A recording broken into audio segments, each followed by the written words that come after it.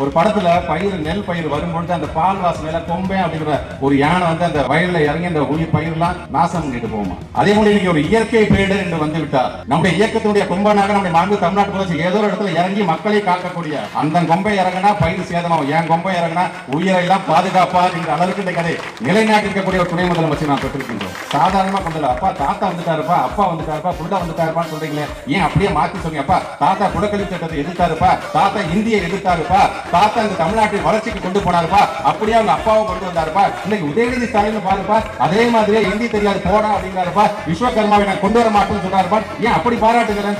எவ்வளவு விமர்சனங்கள், கேவலமான அவ்வளவு அசிங்கமான விமர்சனம் எல்லாத்தையும் தாங்கி கொண்டு ஒரு வீரன் முன்னே சென்று கொண்டிருக்கிறார். எதற்காக அப்படின்னு நம்பி நான் பின்னாடி நான் போறோம். ஏனென்றால் அந்த தமிழகத்தை மீட்டெடுக்கக்கூடியவர் யார் என்று சொன்னார், நம்முடைய உரிமைகளை மாநில உரிமைகளை மீட்டெடுக்கக்கூடிய ஒரு தலைவன் யார் என்று சொன்னால் இளந்தேவர் உதயநிதி ஸ்டாலின் நமக்காக இருக்கிறார் என்ற நம்பிக்கை இன்னைக்கு விதைத்திருக்கிறார் தன்னுடைய உழைப்பின் மூலம்.